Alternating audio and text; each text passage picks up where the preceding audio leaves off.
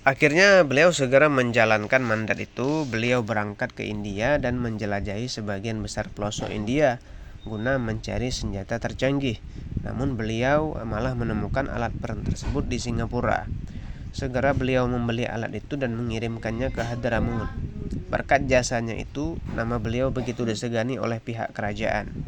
Di samping ahli militer, beliau juga ahli diplomasi yang ulung. Sejarah mencatat, sejak 3 abad sebelum kelahiran Syekh Salim, kerajaan Katsiri selalu terlibat perang perebutan kekuasaan dengan suku Yafi untuk menguasai berbagai wilayah Hadramaut dan Yaman. Di akhir Rabiul Akhir 1265 Hijriah, sebanyak 800 pasukan menyerang kota Seyun. Pihak kerajaan Katsiri berhasil memukul mundur pasukan suku Yafi dan banyak di tentaranya yang ditawan. Berkat diplomasi yang dilakukan oleh Syekh Salim, rekonsiliasi damai pun disepakati di antara dua pihak.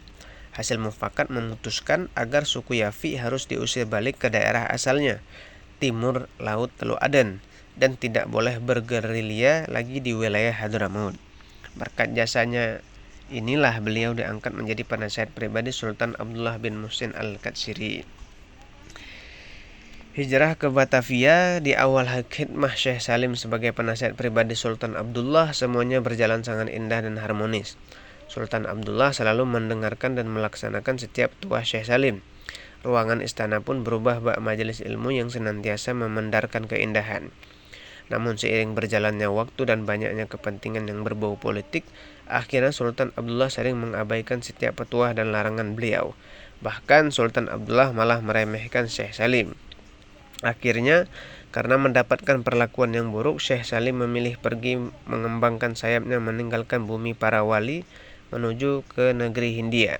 Kemudian melanjutkan rihlah dakwahnya menuju Batavia yang saat itu menjadi ibu kota Hindia Belanda. Kabar kedatangan Syekh Salim segera tersebar luas ke tengah penduduk Batavia.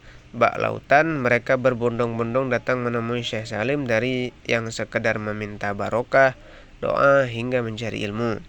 Melihat animo masyarakat Batavia yang besar, akhirnya beliau membuka halaqah ilmu di kawasan tersebut. Dalam berdakwah membumikan ilmu di kawasan Batavia, beliau dikenal sangat tegas. Apapun resikonya, beliau sering menyindir para ulama yang dekat kepada pihak kolonial. Tidak jarang, beliau memberi nasihat kepada ulama yang sering mondar-mandir di sekitar penjajah Belanda. Aktivitas Syekh Salim yang padat dengan jadwal majelis taklim, belum lagi kunjungan masyarakat dan teman sejawat, tidak membuat beliau mengendurkan aktivitas ibadahnya kepada Sang Pencipta. Beliau dikenal sebagai ulama yang menghabiskan waktunya dengan berzikir kepada Allah dan membaca Al-Quran. Syekh Ahmad Al-Hadrami Al-Maki menceritakan, Syekh Salim pernah mengkhatamkan Al-Quran ketika melakukan tawaf di Baitullah.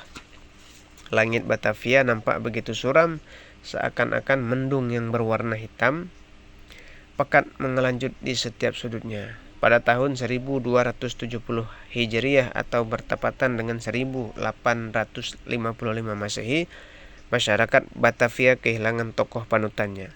Syekh Salim telah berpulang ke rahmatullah. Lautan manusia membanjiri setiap jengkal bumi tanah abang Batavia itu. Mereka datang hendak memberikan penghormatan terakhir kepada ulama yang panutan dan pelindung mereka.